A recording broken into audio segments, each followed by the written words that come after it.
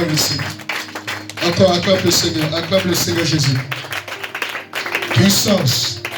Encore puissance. Encore puissance. Puissance. Est-ce qu'on peut acclamer Jésus? Tu vas prendre ta Bible et tu vas te tenir toujours debout. Ne sois pas oppressé. Tu es un commando. Vas-y mon fils. Le thème. Vas-y. Sois sous l'onction de ton Père spirituel. Tu ne dis pas bien amen. Sois sous l'onction de ton Père spirituel. Sois sous l'onction de ton Père ou soit de ta main spirituelle. Nous allons prendre le livre de Luc 11. Luc 11, versets 24 à 26. Vas-y. Lorsque l'esprit impur est sorti d'un homme, il va dans les lieux arides pour chercher du repos.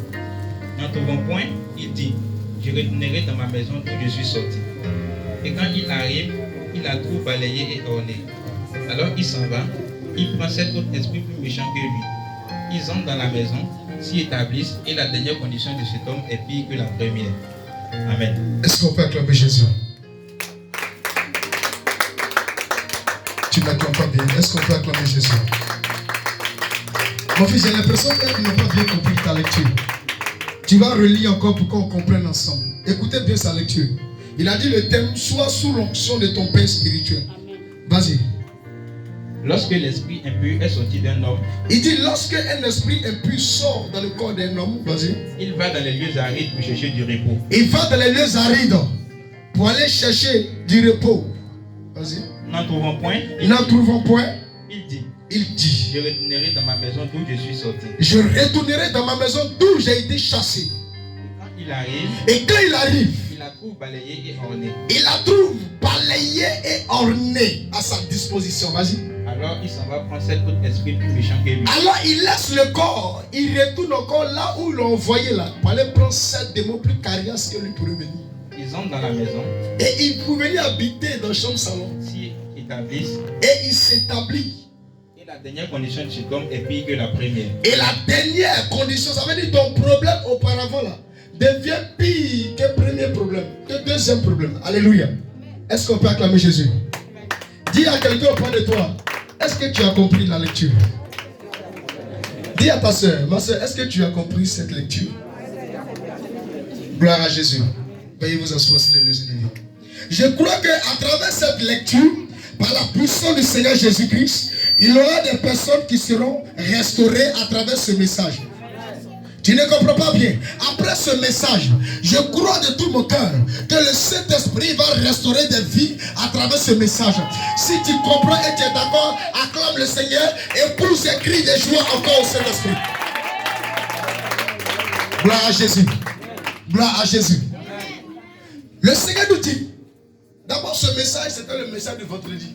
De ceux qui n'étaient pas là. On a enseigné dessus. Sur le vendredi. Alléluia. Ça veut dire, fais rentrer ceux qui sont dehors. Dis-leur de rentrer. Qu'il s'agit de la parole qui entre. Ce n'est pas dehors. C'est ici ça se passe. Le vendredi, nous avons parlé sur sois sous l'onction de ton Père. Amen. C'est comme sois sous le parapluie de ton papa, de ton père. Sois sous le toit de ton père. Pour que le jour où il pleut, la pluie ne te mouille pas et mouille tes affaires. Alléluia. C'est comme un enfant. Aujourd'hui, il a commencé à travailler un peu. Et puis il dit à son papa, papa, moi je suis arrivé. Moi j'allais prendre ma maison. Vraiment, ici devenir garçon. Ou soit ici devenir femme. Et puis aller vivre avec mon chéri. Ton père va te dire, ma fille, est-ce que tu es prête? Il dit, papa, mais si femme, il n'y a pas resté chez toi toujours comme ça. Le père va dire, ok, il n'y a pas de souci. Et même si tu dois partir, mais ce n'est pas comme ça. Alléluia. Mais puisque la fille est devenue femme, elle devait quitter la maison de ses parents. Le père dit, il n'y a pas de souci, tu peux partir. Et elle va. Et l'homme aussi, il a travaillé, il a eu un peu. Il va dire à son papa, que papa, moi, il peut partir. Hein. Son papa va dire, tu es sûr que tu veux partir? Il dit, oui, il peut partir. Il dit, ok, il n'y a pas de souci, tu peux partir. Alléluia. Et regardez le problème. La Bible nous dit que Jésus-Christ enseignait en parabole. Il dit, lorsqu'on chasse un esprit dans le corps de quelqu'un, en d'autres termes, lorsqu'on ordonne à des esprits de libérer le corps de quelqu'un, les esprits retournent. On les envoie dans les lieux arides. On leur dit c'est dans les lieux arides là-bas que c'est là-bas que vous devez faire votre demeure. C'est dans les lieux arides là-bas que vous devez habiter. C'est pas dans le corps de quelqu'un. Donc si vous habitez dans le corps de quelqu'un, la personne aura des problèmes. Pourquoi? Parce que imaginez-vous, un esprit qui habite dans le corps de quelqu'un, il est dans le confort, il est dans sa maison, il est dans chambre salon, il est dans duplex même, il est même dans une villa 1+4. Parce que dans le corps d'un homme là, il y a tout le confort. Dans le corps d'une personne, il y a ce qu'on appelle le mariage. Dans le corps d'une personne, il y a ce qu'on appelle la prospérité. Dans le corps d'une personne, il y a ce qu'on appelle le voyage. Il y a ce qu'on appelle l'élévation. Il y a ce qu'on appelle l'enfantement. Il y a ce qu'on appelle l'obéissance. Il y a ce qu'on appelle tout ce qui est bon est dans le corps d'une personne. C'est pourquoi la Bible nous dit, l'âme vit dans le sang. Mais si un esprit doit vivre dans ton corps, c'est dans ton âme il va venir trouver sa demeure. Donc c'est pourquoi quand un esprit est dans le corps d'une personne là, il est trop à l'aise. Parce qu'il est dans ton âme. Il communique avec tes bénédictions. Et c'est lui qui a le droit de permettre tout ce que toi tu dois avoir. Donc quand même l'homme de Dieu fait une prophétie sur ta vie, c'est le démon là qui doit dire oui, elle doit recevoir ou non, elle ne doit pas recevoir.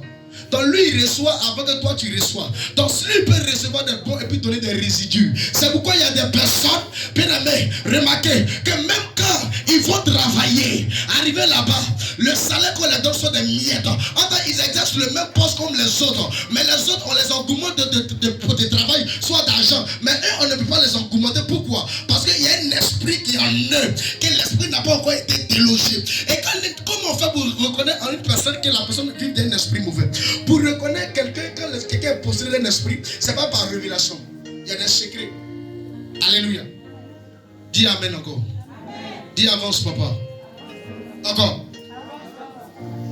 Pour reconnaître dans la vie d'une personne qu'il y a des esprits qui l'animent, c'est très simple. La personne devient très orgueilleuse, fière. Parce que ce sont des choses que l'ennemi Satan a poussé. C'est pourquoi la Bible nous dit que lorsque Moïse devait mourir, Moïse a appelé Josué. Il dit Josué, viens mon fils. Aujourd'hui, l'Éternel m'enlève aujourd'hui ici. Et de un, Josué, écoute-moi. Mon Dieu, le Dieu que tu vas servir, le Dieu l'a dit qu'il ne bâtit jamais la nation. Ça veut dire qu'il ne bâtit jamais sa gloire si l'orgueil et la colère. Ça, c'est le père fondateur, Moïse, le législateur. C'est lui qui est en train de donner ses conseils à son petit. En d'autres termes, si tu veux aller loin avec Jésus-Christ, avec Dieu, il faut enlever l'orgueil. Il faut enlever la colère. Dieu va t'emmener loin. Car moi-même qui suis ton père, j'ai été victime de ces choses. Voilà la raison pour laquelle le Seigneur ne m'a pas fait arriver à Canaan et il m'a enlevé ici. Est-ce qu'il comprend? Est-ce qu'il comprend? Acclame le Seigneur. Il dit lorsque un esprit mauvais libère le corps d'une personne, il va trouver de repos dans les lieux arides. Les lieux arides, c'est un lieu de tourment. C'est un lieu de tout flamme, tout feu. C'est un lieu de volcan. C'est un lieu où là-bas, les esprits ne peuvent pas résister là-bas. C'est un lieu où les démons ne peuvent pas avoir la paix. C'est comme on te met dans une maison et puis on ne met pas les fenêtres. On te met dans une petite case et puis on ne met pas les fenêtres et puis on t'enferme dans la maison. Puis tu seras consumé par la chaleur parce que tu ne pourras pas avoir le corps tranquille. Ton corps va commencer à te démanger. Pourquoi? Parce que tu n'as pas l'habitude de vivre ici. Donc c'est dans les milieux comme ça que Christ dit qu'un esprit sort des corps. C'est là-bas on l'oriente. Amen. C'est pourquoi le thème dit sois sous l'onction de ton Père. Pourquoi sous l'onction de ton Père?